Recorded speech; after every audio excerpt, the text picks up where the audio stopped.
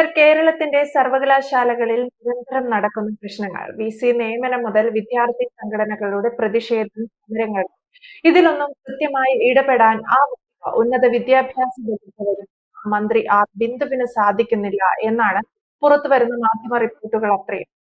സർവകലാശാലയിലെ അല്ലെങ്കിൽ വിദ്യാർത്ഥികളുടെ പ്രശ്നങ്ങൾ പരിഹരിക്കാൻ സാധിക്കാത്ത വിധം ഉന്നത വിദ്യാഭ്യാസ മന്ത്രി സമ്മർദ്ദത്തിലോ പ്രതിസന്ധിയിലോ ആണെന്ന് വേണോ കരുതാൻ.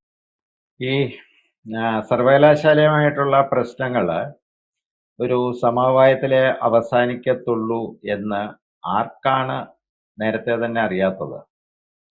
മുഖ്യമന്ത്രിയെ പോയി കണ്ട് ഉന്നത വിദ്യാഭ്യാസ മന്ത്രി ശ്രീമതി ഡോക്ടർ ആർ ബിന്ദു ഇത് ഒരു സമവായത്തിൻ്റെ കരയിലേക്ക് അടുപ്പിക്കാനുള്ള ശ്രമമാണ്.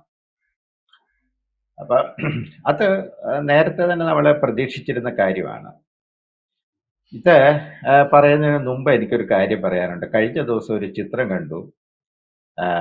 രജിസ്ട്രാർ ഔദ്യോഗിക കാറിൽ സർവകലാശാലയ്ക്ക് മുമ്പിൽ വന്നിറങ്ങുന്നതായിട്ട് അതൊരു ചിത്രം പല മാധ്യമങ്ങളും പ്രസിദ്ധീകരിച്ചിരുന്നു. എന്നിട്ട് അടിക്കുറിപ്പെന്ന് പറയുന്നത് എന്താണ്, അദ്ദേഹം സസ്പെൻഷനിലായിട്ടും സർവകലാശാല ഔദ്യോഗിക വാഹനത്തിൽ സർവകലാശാലയിൽ വന്നെത്തി. അത് കയറിയില്ല എന്ന് തോന്നുന്നു. അതല്ല പ്രശ്നം. ആ ഡ്രൈവറുടെ അവസ്ഥ ഓർത്തിട്ടാണ്. സർവകലാശാല ഡ്രൈവർ അദ്ദേഹം പെൻഷൻ പറ്റുമ്പോൾ TCRG, അതായത് പെൻഷൻ ആനുകൂല്യങ്ങൾ മേടിക്കാനുള്ള സാധ്യത വളരെ വിരളമാണ്. കാരണം സസ്പെൻഷനിലിരിക്കുന്ന ഉദ്യോഗസ്ഥനെ വാഹനത്തിൽ കൊണ്ടുപോകാൻ പാടില്ല. അങ്ങനെ ചെയ്തു കഴിഞ്ഞാൽ ഒന്നിൽ ആ ഉദ്യോഗസ്ഥൻ അതിൻ്റെ അതായത് ഔദ്യോഗിക വാഹനത്തിന്റെ ദുരുപയോഗമാണത്. അങ്ങനെ ചെയ്തു കഴിഞ്ഞാൽ ഒന്നിൽ ഈ ഉദ്യോഗസ്ഥൻ അതിനുള്ള ചെലവ് സർക്കാരിൽ അടയ്ക്കണം, അല്ലെങ്കിൽ യൂണിവേഴ്സിറ്റിയിൽ അടയ്ക്കണം. അതല്ലെങ്കിൽ ഈ ഡ്രൈവറുടെ കയ്യിൽ നിന്നും അത് ഈടാക്കും. അതാണ് കേരള സർക്കാരിലെ ചട്ടം. അപ്പം മിക്കവാറും പാവപ്പെട്ട ആ ഡ്രൈവറുടെ തലയിൽ തന്നെ അത് വരാനാണ് സാധ്യത. ഇവരൊക്കെ വലിയ ആളുകളായതുകൊണ്ട് ഊളിയിട്ട് രക്ഷപ്പെടും. കുറച്ചു കാലം മുമ്പ് KSEBയിലെ ഒരു സുരേഷ് കുമാർ എന്ന് പറഞ്ഞ ഒരു ഉദ്യോഗസ്ഥൻ ഇതുപോലെ KSEBയുടെ ഔദ്യോഗിക വാഹനം ദുരുപയോഗപ്പെടുത്തിയതിന് 1,60,60,000 രൂപ പിഴ അടിച്ചിരുന്നു. അതെങ്ങനെയായി തീർന്ന എനിക്കറിയില്ല. അദ്ദേഹം 2 മന്ത്രിമാരുടെ പേഴ്സണൽ സ്റ്റാഫ് അല്ലെങ്കിൽ അഡീഷണൽ പ്രൈവറ്റ് സെക്രട്ടറി ആയിരുന്നു, മണിയാശാന്റെയും AK ബാലന്റെയും. അത് പിന്നെ മാത്രമല്ല യൂണിയൻ നേതാവാണ്, സർക്കാരിലൊക്കെ സ്വാധീനമുണ്ട്. ഇപ്പൊ NITയുടെ ഡയറക്ടർ ബോർഡിലോ മറ്റോ ഉണ്ട്. അത് എന്തായി തീർന്നില്ല. എന്തായാലും അത്രയും വരെയെങ്കിലും ഈ സംഗതി എത്തിച്ചേരുന്നാണ് തോന്നുന്നത്. അപ്പൊ ഈ കേരള സർവകലാശാലയെ സംബന്ധിച്ച്, കേരളത്തിലെ സർവകലാശാലകളെ സംബന്ധിച്ചിടത്തോളം ഏറ്റവും വലിയ പ്രശ്നം എന്താണെന്ന് പറഞ്ഞാൽ പലതിനും VC ഇല്ല, VCമാരില്ലാത്തൊരവസ്ഥയാണ്. അപ്പം കഴിഞ്ഞ ദിവസം പഞ്ചാബിലെ കോളേജ് നിയമനത്തിനോടനുബന്ധിച്ച് സുപ്രീം കോടതി ഒരു വിധി പാസാക്കിയിരുന്നു. അതിൽ പറയുന്നത് UGC സ്കീം നടപ്പാക്കിയിട്ടുണ്ടെങ്കിൽ അതിനനുസരിച്ചിട്ടുള്ള നടപടിക്രമങ്ങൾ, അധ്യാപകരെ നിയമിക്കുന്നതിലായിരുന്നു ആ പ്രശ്നം ഉണ്ടായിരുന്നു. കുറെ അധ്യാപകരെ പിരിച്ചുവിടുകയും ചെയ്യാൻ പറഞ്ഞിട്ടുണ്ട്. അപ്പൊ കേരളത്തിലെ യൂണിവേഴ്സിറ്റിയുടെ പ്രതിസന്ധി എന്ന് പറയുന്നത് നമ്മൾ ഈ കാണുന്ന SFIക്കാരുടെ സമരമോ ബിന്ദു ടീച്ചറുടെ പത്രപ്രസ്താവനകളോ മോഹൻ കുന്നമ്മലും അനിൽകുമാരും തമ്മിലുള്ള പടയണിയൊന്നുമല്ല.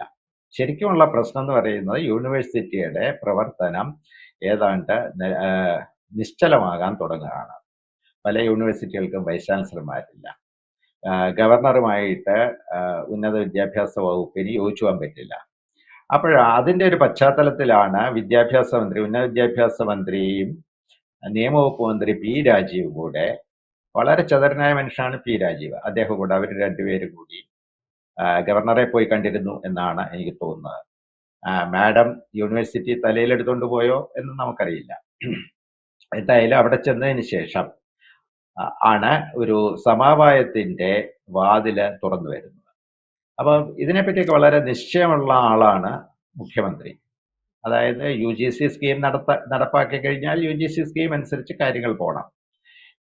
UGC സ്കീമിൽ നമ്മൾ ചേരാൻ താമസിച്ചതിന്റെ ഫലമായിട്ട് എത്രയോ കോടി രൂപ അധ്യാപകർക്ക് കിട്ടേണ്ട ആനുകൂല്യങ്ങൾ നഷ്ടപ്പെട്ടിട്ടുള്ളതായിട്ട് വാർത്തകളുണ്ടായിരുന്നു. അത് തിരിച്ചു കൊടുക്കും എന്ന് ഇതുവരെ UGC പറഞ്ഞിട്ടില്ല. അപ്പം സ്വാഭാവികമായിട്ട് മാഷന്മാരെല്ലാം പിണങ്ങാനിടയുണ്ട്.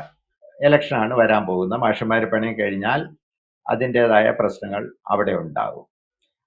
മാത്രമല്ല പല അധ്യാപകരും, കോളേജ് അധ്യാപകരും അവര് VC ആകാനായിട്ട് കച്ചയൊക്കെ കെട്ടിയിരിപ്പുണ്ട്. അവർക്കും ഈ ഇലക്ഷൻ പ്രഖ്യാപിക്കുന്നതിന് മുമ്പ് പഞ്ചായത്ത് തിരഞ്ഞെടുപ്പായാലും അല്ലെങ്കിൽ 2026 അസംബ്ലി തിരഞ്ഞെടുപ്പായാലും പ്രഖ്യാപിക്കുന്നതിന് മുമ്പ് ഇതിന് ഒരു തീർപ്പുണ്ടാകണം. ആ തീർപ്പ് ഉണ്ടാക്കാനുള്ള സമവായ ശ്രമത്തിന്റെ ഭാഗമാണ് നമ്മളിപ്പോൾ കാണുന്നത്. പല അധ്യാപകരുടെ കാര്യം പറഞ്ഞ കൂട്ടത്തിൽ എന്താണ് പ്രൊഫസർഷിപ്പില് യൂണിവേഴ്സിറ്റി വൈസ് ചാൻസലർ ആകാനുള്ള സമയം എത്തിക്കിട്ടാൻ കാത്തിരിക്കുന്ന അധ്യാപകർ വരെ ഉണ്ട് അതില്. അവര് ഇനിയിപ്പോൾ അപ്ലൈ ചെയ്തിട്ട് അധ്യാപകരാകണം. അപ്പം അങ്ങനെ വന്നെങ്കിൽ മാത്രമേ ഇത് എന്താണ് കേരളത്തിലെ ഉന്നത വിദ്യാഭ്യാസ രംഗം ആദ്യം ഒന്ന് സ്റ്റെബിലൈസ് ചെയ്യാൻ പോകുന്നുള്ളൂ. അതുപോലെ തന്നെ ഈ